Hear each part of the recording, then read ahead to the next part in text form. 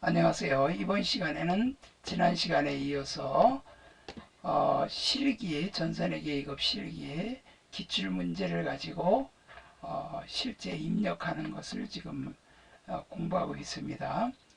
지난 시간에 이제 문제 4번까지 일반전표 입력을 공부하셨고, 이번에는 이제 오류 수정입니다. 이게 두 문제가 출제가 되는데 6점입니다. 이거는 그 오류 수정은 일단 요 날짜로 들어가서 뭐가 잘못됐는지를 보면 돼요. 자, 여기에 들어가 보겠습니다. 11월 05일 날, 자, 이렇게 분계가 되어 있는데, 이렇게 입력이 되어 있는데, 문제를 읽어 보겠습니다. 영업부 직원의 10월분 급여에서 원천 징수하였던 소득세 11만 원을 보통 예금으로 납부하면서 세금 공과로 회계 처리했다. 여러분들 그 월급에서 원천 징수했던 거는 그 직원들이 부담하는 거죠. 회사가 띄어놨다가 세무서나 건강공단에 내야 되는데, 이건 소득세니까 이제 세무서에 내야 되는 거죠. 그러면 뭐 지방세 같은 경우는 이제 지자체에 내면 되는 거고, 구청이나 시청, 군청에. 그러면 여기 근로소득세 요거는 세금 공과가 되면 안 되고 예수금이 돼야 되겠죠. 부채 감소, 납부했으니까 부채가 줄어드는 겁니다. 이렇게 고쳐주면 되는 거예요. 그 다음에 11월 28일 거, 상품 매입 시 당사가 부담한 것으로 회계 처리한 운반비 35,000원은, 자, 우리가 부담한 것으로 회계 처리해서 여기 상품 원가에 가산했었습니다. 750만 원에다가 여기 지금 35,000원 운반비를 가산한 거거든요. 근데 이거는 판매자인 양촌 상사가 부담한 것으로 판명되었다. 이거는 그러니까 양촌 상사, 상대방 판매자가 부담할 거를 본인이 그 판매자가 부담을 했다 이거예요. 그럼 우리가 부담하는 게 아니라, 우리가 돈을 안 주고 미지급금으로 하는 게 아니고, 요거는 750으로 35,000원을 빼주고 750만 원으로 요걸 고쳐주고, 그 다음에 요 미지급금 있죠, 요거를 삭제를 해주면 됩니다. 그러면 750만 원만 이렇게 입력을 해주면 되는 거예요. 분계를 해주면 되는 거죠. 그러니까 상품을 753만 5천 원으로 이렇게 돼 있는 운반비 가산된 거에서 운반비를 빼버려야 돼. 왜냐면 이건 우리가 부담할 게 아니고 상대방 판매자가 부담할 거니까 우리 입장에서는 상품 원가에다 가산하면 안 되겠죠. 그리고 미지급금, 우리가 뭐 돈 줄 의무가 없는 거죠. 이거는 끝난 거예요. 이렇게 처리하면 됩니다. 자, 그 다음에 이제 결산정리사항인데, 일단 이거 끄고, 자, 결산정리사항은 앞에서도 공부했지만 다시 한번 이제 설명을 드리겠습니다. 자동결산은 결산자료 입력에다가, 여기 그 결산자료 입력에다가 입력을 해주고 전표 추가하면 자동 분계가 되는 건데, 대표적인 게 이제 기말상품 재고액, 전산회계 2급에서는 이제 상품, 도소매업이니까 상품이죠. 기말재고액, 그 다음에 대손상각, 그 다음에 감가상각, 요 세 가지입니다. 말대감, 말하고 행동하고 다른 대감님을 퇴출시키는 법이다. 그래서 말대감, 요새 대감은 장관이죠. 자, 말대감, 말하고 행동하고 다르고 이렇게 나쁜 장관은 퇴출을 시키는 거예요. 말대감. 그래서 기말재고 여기 나와 있는 이거는요, 전산세무 2급 이상에서 나와요. 전산세무 2급. 그러니까 이거는 보지 마시고 대손상각하고 감가상각만 읽어보시면 돼요. 대손상각은 이제 요거 하면서 설명드릴 거고, 감가상각은 이제 금액이 주어집니다. 금액이 주어지고 그렇게 하는 경우가 전산회계 2급에서 많이 나오는데, 만약에 정액법으로 구해라 또는 정렬법으로 해라 그러면 구해서 금액을 집어넣으면 돼요. 무형자산 요것도 이제 회계 1급에서 나오는 거니까 됐고, 이제 문제는 요겁니다. 여기 이제 수동결산은 12월 말일자로 일반전표, 여기다가 12월 말일 결산 정리사항 분계를 해주는 겁니다. 거기다 입력해 주는 건데 여기부터 여기까지, 그리고 요거는 제외하고 요거는 이제 회계 1급 이상이고, 요 밑에 외화 환산 손실 환산이, 요거는 여러분들이 공부를 꼭 하세요. 설명은 앞에서도 드렸지만, 자, 여기 뭐 이자 안 받은 게 있다. 항상 발생주의로 회계 처리하기 때문에 미수 수익 대변의 이자 수익, 당기 수익분을 당기분을 수익으로 처리한다. 이건 경과액입니다. 날짜가 지났는데 이자를 안 받았어. 그러면 요거는 미수 수익, 이자 수익. 그 다음에 임차료 미지급분, 경과분.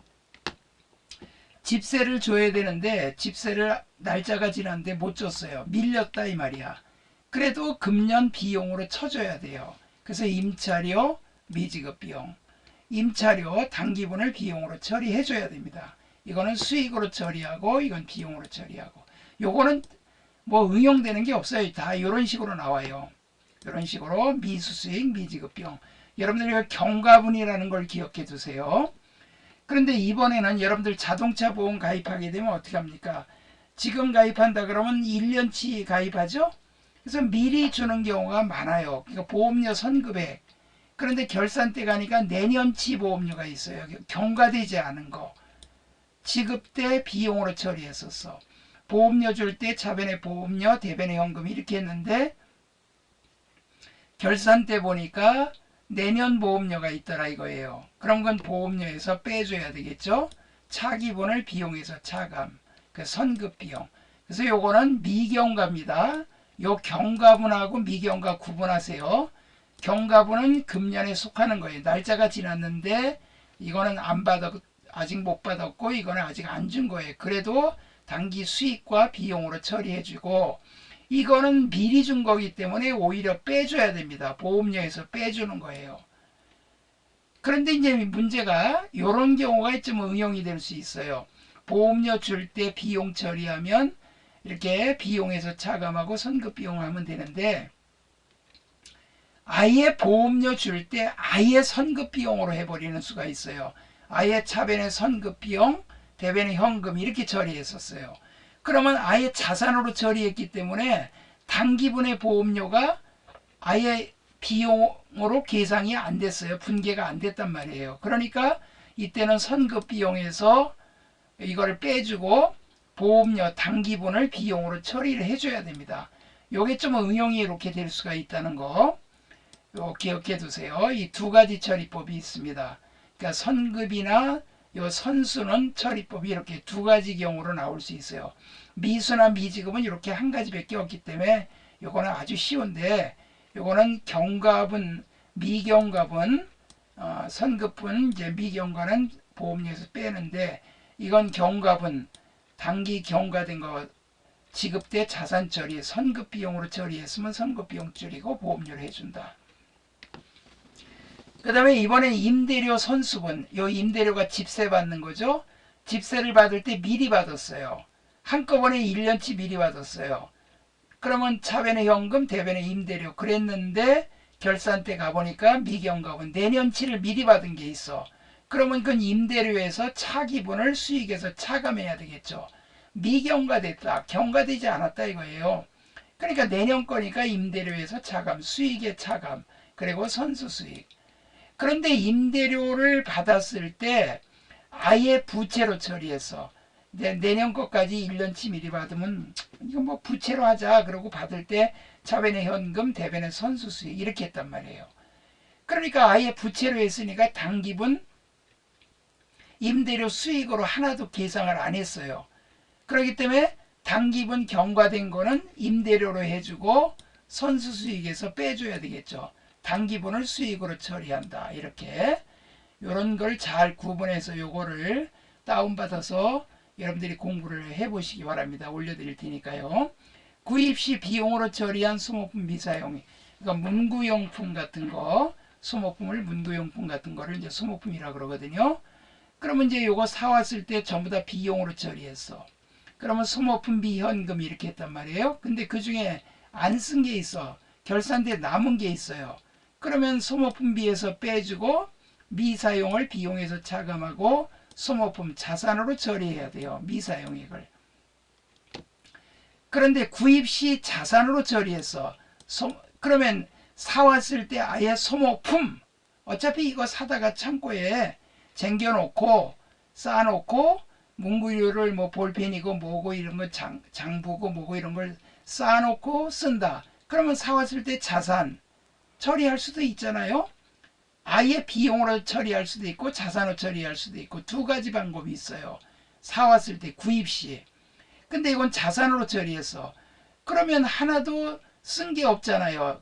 남은 거 미사용액 빼고 사용액은 소모품비로 이렇게 분개해 줘야 돼요. 사용액을 비용으로 처리. 그건 소모품에서 빼줘야 되겠죠.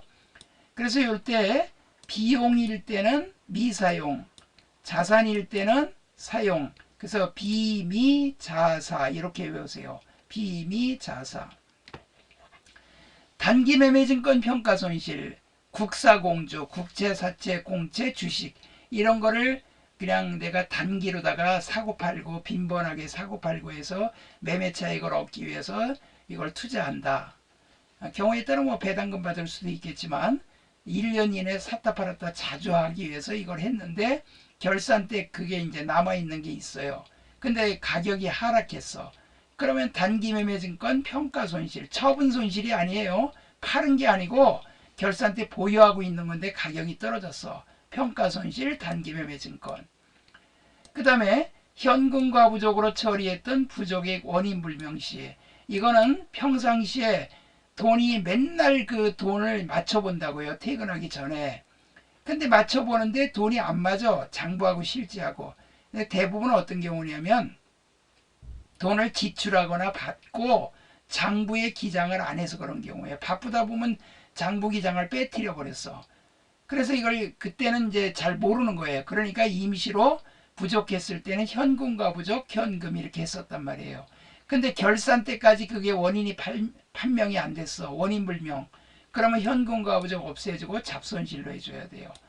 만약에 현금이 부족했던 게 아니고 남았던 거라면 차변의 현금과 부족, 대변의 잡이익이 되겠죠. 이것도 단기매매증권이 평가이익을 보면 차변의 단기매매증권, 단기매매증권 평가이익이 되죠. 그 다음에 이제 결산 시 현금이 부족함을 발견하다. 결산 때 아예 돈이 모자라. 이게 맨날 돈 맞춰보거든요. 근데 이날이 결산일이야. 결산일이 돈이 부족함을 발견하면 현금이 나가고 잡손실로 분기하는 거예요. 그냥 아예 잡손실로 떨어버리는 거예요. 이렇게. 그 다음에 요거는 이제 회계 1급에서 공부할 거고, 자, 그 다음에 이제 외화자산입니다. 자, 환율 변동으로 외화부채가 증가됐어. 그 다음에 환율 변동으로 외화자산의 감소. 그러면 자, 환율 변동으로 외화부채가 증가됐어.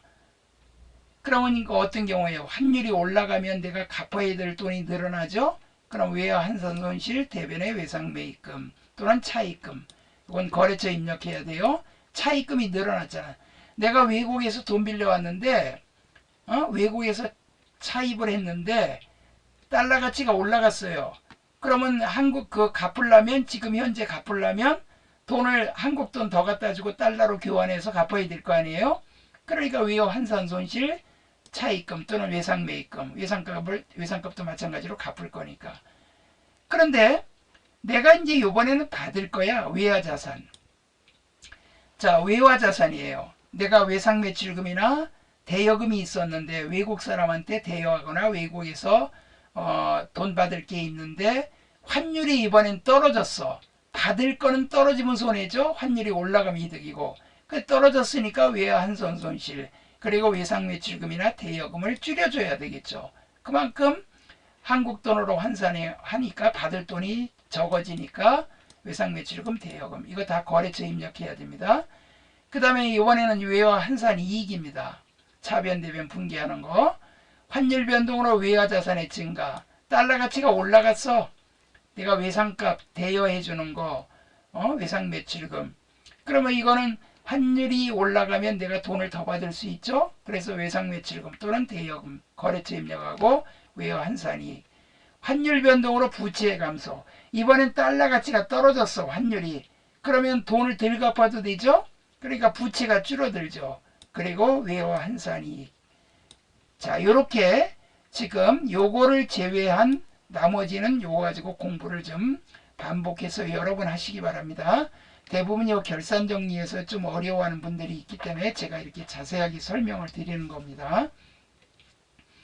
그 다음에 이제 요것도 회계 1급이지만 장기 차입금 중에서 결산일 기준으로 1년 이내에 만기가 도래하는 것은 어떻게 해주냐면 장기 차입금을 없애주고 유동성 장기부채로 바꿔줍니다. 유동성 장기부채. 이거 다 거래처 입력해야 돼요. 요 세금은 여기 매도가능증권은 회계 1급에서 이제 공부할 거니까. 그래서 요 자동결산은 전산회계 2급은 말대감하고 그 다음에 요 수동결산은 다 공부를 해둬야 됩니다. 자, 그래서 이제 이 결산정리사항을 이제 입력을 하는데 말대감을 제일 먼저 찾아봐요. 여기 말대감에서 감가상각이죠. 나머지는 다 수동결산이고 이거 자동결산이에요. 그럼 이거 열어요. 결산자료 입력. 열어가지고 자 01월부터 12월 그리고 그냥 확인 누르시면 돼요. 확인 누르고 자 여기 2021년 1월 1일에 취득했던 비품에 대한 감가상각비라다. 취득원가 6,550만원, 잔존가액 1,550만원, 내용연수 10년 정액법. 자 이렇게 시험 문제가 나올 수 있습니다. 금액이 주어질 수도 있고 이렇게 정액법으로 전산회계 2급에서는 한 정액법 정도로 나옵니다. 그럼 이럴 때는 어떻게 하느냐면 취득원가 빼기 잔존가치 나누기 내용연수죠. 그러니까 요거는 6,550만원 빼기 1,550만원. 자, 요거 나누기 몇 년이에요? 10년이죠? 10년. 자, 그러면 여기에 1월 1일 취득했으니까 그리고 몇 년 전이죠? 저기 그러면 이거는 금년은 1년치 해줘야죠. 요거 이렇게 빼니까 요 금액이 얼마 나옵니까? 요 금액이 5천만원 나오죠? 6,550에서 1,550 빼면 5천만원 나는데 5천만원 나오는데 10년이니까 500만원 나온다고요. 그러니까 요번에 금년에 500만원 감가상각해야 돼. 그러면 요게 비품이죠? 비품.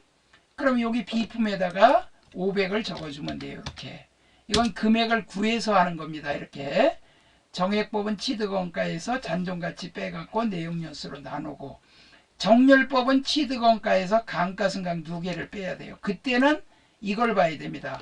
합계잔액산표.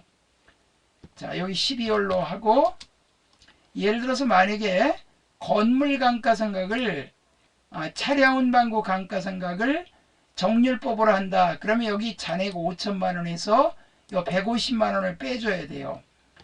감가상각 2개를 뺍니다. 정렬법은 잔존가치를 빼는 게 아니에요. 이건 잔존가치 빼는 게 정액법이고 정렬법은 요 취득원가에서 감가상각 2개 150만원을 빼가지고 5천에서 150 빼가지고 정률이 20%다.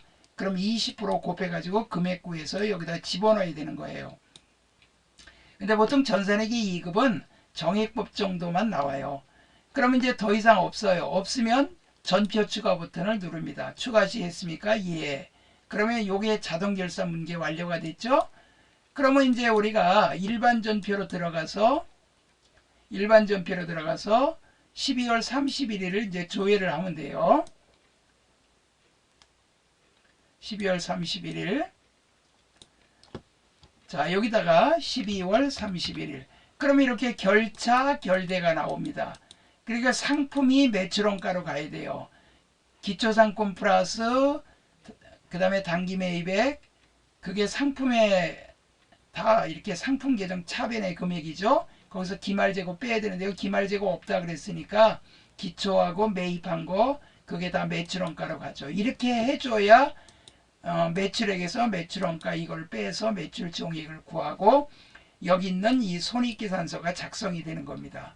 그러니까 요거는 이렇게 자동결산 분계가 있으면 반드시 이걸 해주고 없으면은 그냥 분계만 해도 되지만 일반 전표에 여기다가 분계만 하면 되지만 실무에서는 이거 반드시 결산자료 입력 들어가서 전표 추가해 줘야 돼요.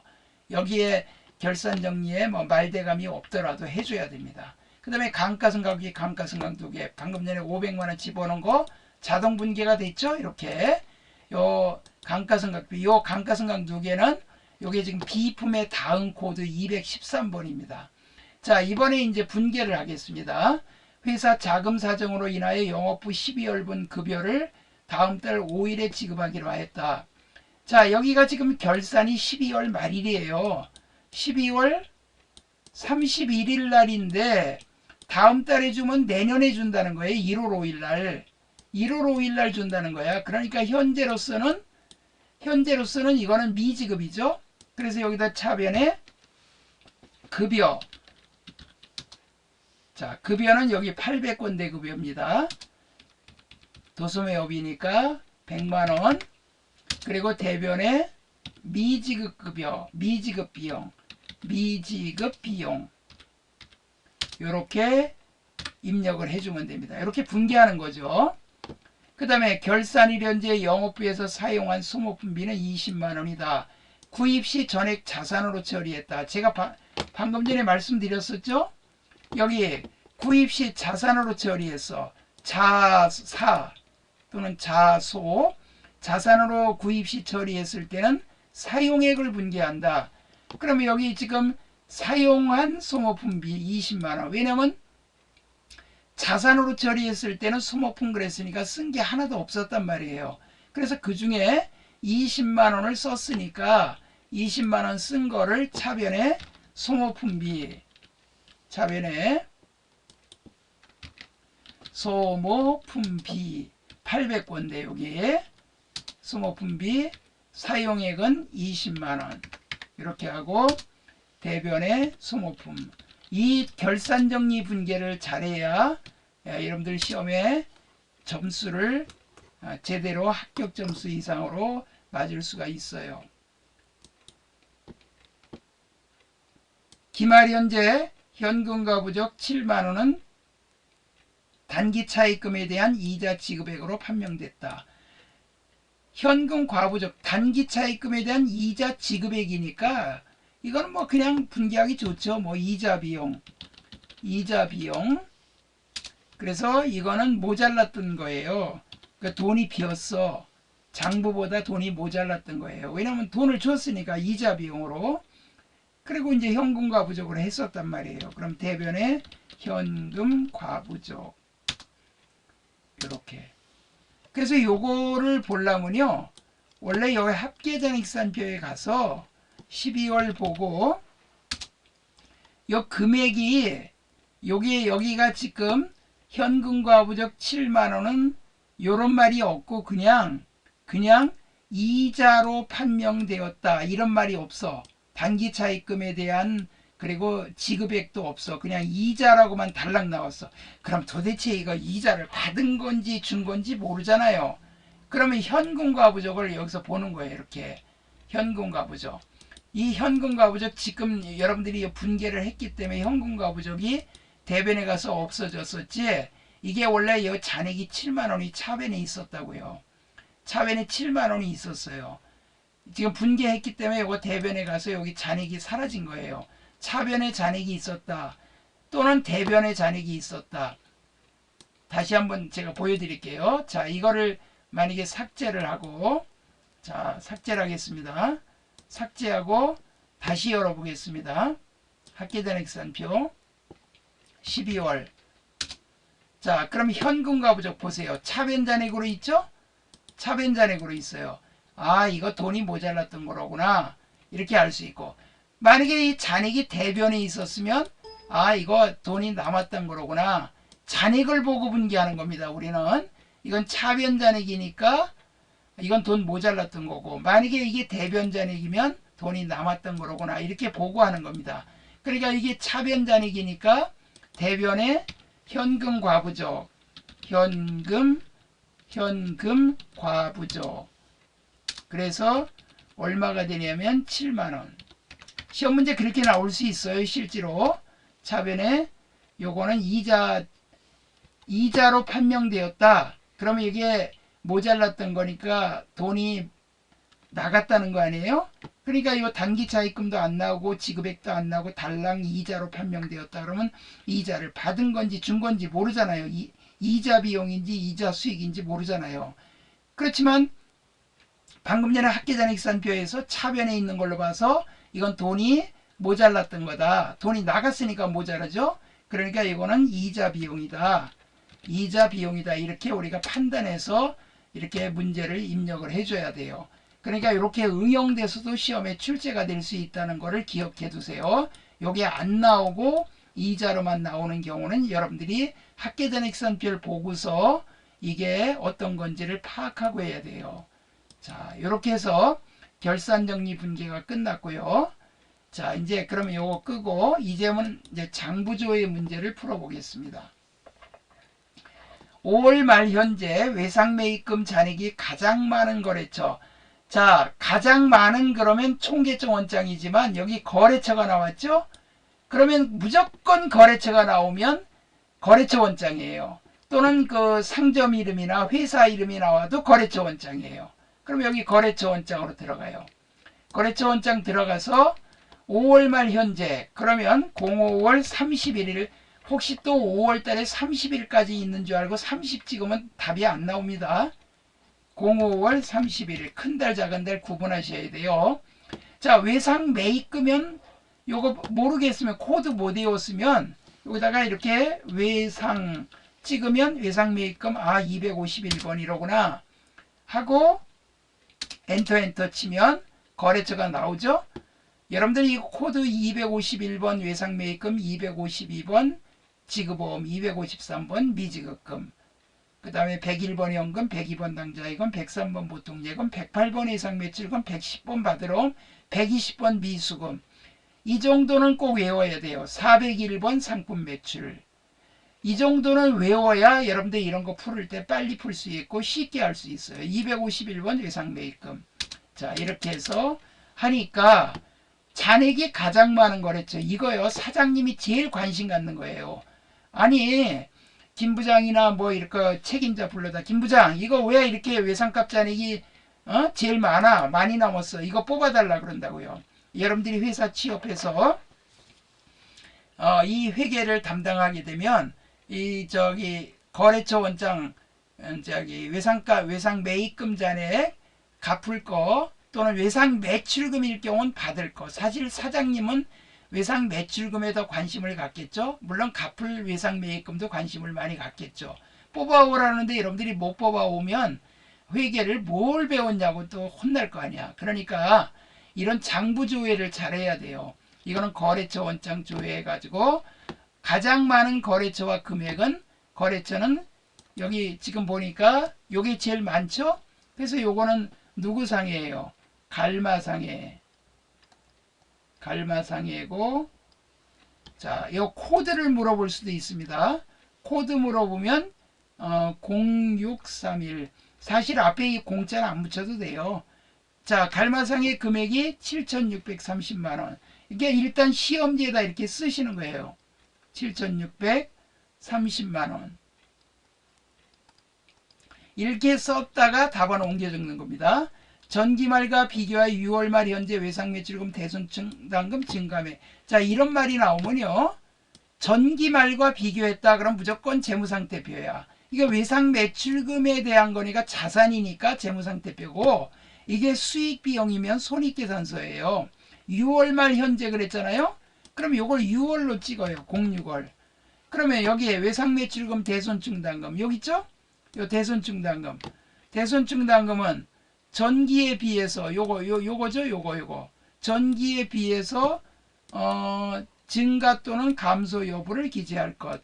자, 50만원 전기에는 대손증당금 50이었는데 금년에는 200으로 늘었어요. 증감액은 얼마인가? 그럼 여러분들이 여기 150만원 대손증당금 150만원 증가된 거죠. 증가. 자, 요거 비교하면 되죠. 요 숫자가 좀 이게 큰 숫자 나오면 계산기를 두들겨서 여러분들 계산을 해야 되니까 계산기 꼭 필요합니다. 그 다음에 6월 말 현재 유동자산과 유동부채의 차익은 얼마인가요? 같은 6월 말이에요. 같은 6월 말이고 유동자산 유동부채니까 여기 유동자산 나와 있죠. 요거 유동자산. 그 다음에 요 유동자산 나와 있고 유동자산이 지금 얼마입니까? 463 769. 그 다음에 유동부채는 요 밑에 있어요. 자, 유동부채 요거 빼기 347 136 500. 자, 347 136 600이네요. 600. 요거 600. 자, 600. 자, 여기에 유동자산이 463 769. 요것도 900. 요것도 900. 그러면 요거에서 요거 빼는 거 계산기로 두드리게 해야 되겠죠? 요거는 600이에요. 600. 요거 600. 요거는 900이고. 그러면 요거 계산기로 빼면 답 나오겠죠? 이런 식으로 해서 답을 구하는 거예요. 자, 그러면 얼마인가 답이 나오겠죠? 자, 그래가지고 이제 이렇게 구한 다음에 이론 문제 답안 작성 여기다가 이제 집어넣는 거예요. 그러면 거래처명 여기다가 갈마상해 금액은 7,630만원. 그 다음에 두 번째 거는 150만원 150만원. 그 다음에 증가. 자, 세 번째 거는 여기 지금 계산을 해야 되니까 요 답이 나오겠죠? 얼마인지. 요거 답 나온 거 계산기 꼭 가져가야 됩니다. 시험장에.